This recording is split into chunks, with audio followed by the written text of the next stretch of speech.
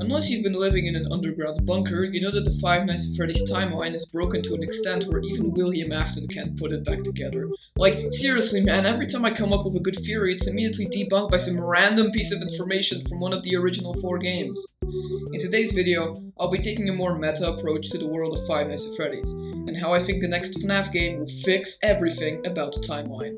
Seems like a bit of a stretch, right? Not really, because I believe that we're on the brink of truly understanding some of the weirdest mysteries in the wacky world of Five Nights at Freddy's. Let me explain.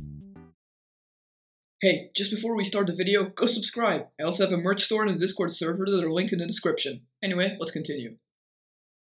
I believe Five Nights at Freddy's is a franchise that needs no introduction, as it rose in internet fame, or notoriety, throughout the late 2010s and continues to occupy its place on the internet stage.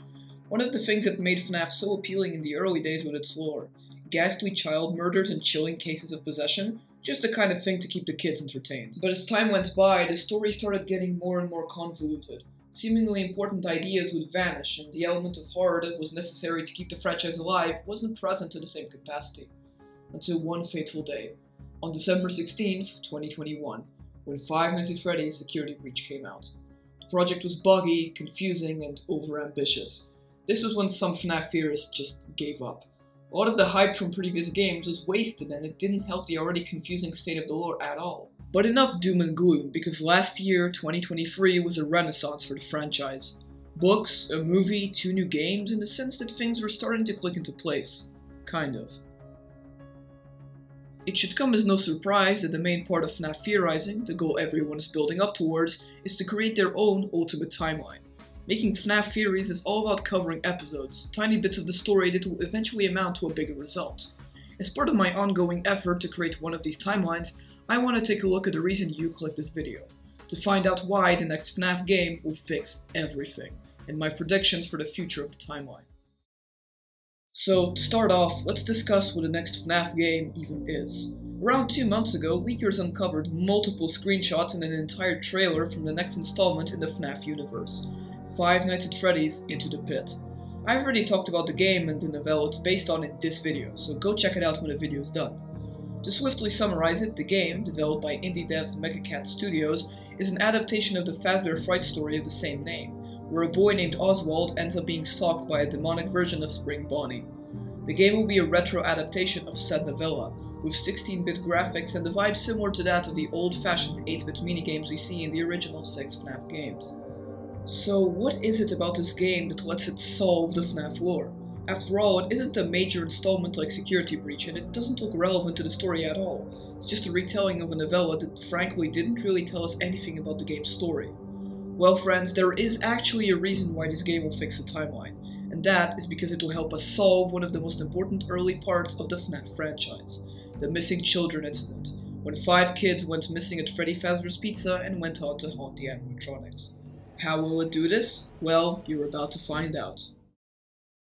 The MCI, or Missing Children Incident, is easily the most important event in the timeline. If we ignore the deaths of crying child Elizabeth and Charlie, this is likely the reason why things started going wrong in the first place. While the other dead kids could be outliers, these possessions almost definitely led to Afton experimenting more with Remnant, which led to the fun times, which led to Elizabeth dying, which led to William sending Michael to Circus Baby's entertainment and rentals, and so on. So, how will the game solve the MCI? Well, the story of Into the Pit itself is all about the murders that happened at Freddy's in 1985. The novella goes into detail about the kids who were kidnapped and killed there. Thus, it's fair to assume that the Into the Pit video game will give us a better view of what actually went down on the day this all happened. August 26, 1985. If we can get a clear view of what happened on that day, we can finally start understanding why the possessions happened, and why the specific element of the story is important. As well as that, we might get a closer look at William Afton's motive for doing these murders. It's been over 9 years, but we still know close to nothing about his true motivations in all this. While it seems like he wants to attain eternal life, it's not really clear.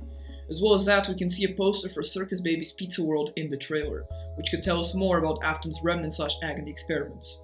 So if Into the Pit tells us more about what actually happened, we can get an idea of why these games actually occurred, which will hopefully lead to a domino effect as all the pieces we've been collecting over the years finally click into place. But wait, if this game is a recreation of the novella, doesn't that mean that it will only contain things from said story? The answer to that? No. In one of the screenshots that got leaked of the game, we see Oswald in the kitchen of Freddy Fazbear's Pizza, with a very clearly possessed Chica next to him. Neither the kitchen or any of the animatronics being possessed are aspects of the novella, and the description of the game seems to vary from the plot of the story, as it seems to pivot back to the original Five Nights style. The original Into the Pit story only had around 2 or 3 days in it. As well as that, there's one more factor that will ensure this game has better story direction than previous entries. And surprisingly enough, that factor is Matthew Patrick, former host of the game Theorists. Why? Let's get right into it. If you've watched MatPat's last theory, uploaded on March 9th, you'll know that one of the endings of said video is the Lorekeeper ending, where MatPat finally meets Scott Coughlin. It's highly implied that the two went on to talk about the lore of the games, and Matthew semi-confirmed this in a tweet he made. He said that he talked to Scott about the problematic storytelling of the franchise, and Scott told him about some of his theories. Obviously, Matt kept this info highly confidential, so even if he knows the entire timeline, we have no idea. But the fact that a member of the community who's been theorizing about this game since week 1 has reached out to Scott is extremely important. After all, there has to be a balance between how a creator perceives his work and how those who observe it will interpret it. With this valuable info, I hope that Scott improves those very important factors of the story, and makes it slightly easier for us. But only slightly, because if he went out and told us the entire story, I'd be out of a hobby, and FNAF relies on this mystery to be such a global gaming icon. But remember, even if Into the Pit somehow doesn't help us, the next game definitely will. We know thanks to Help Wanted 2 and the message found between devs in the files of Ruin, that Seawolf is planning on creating a game based on a carnival or a circus, likely the Fall Fest events we see in both Help Wanted titles.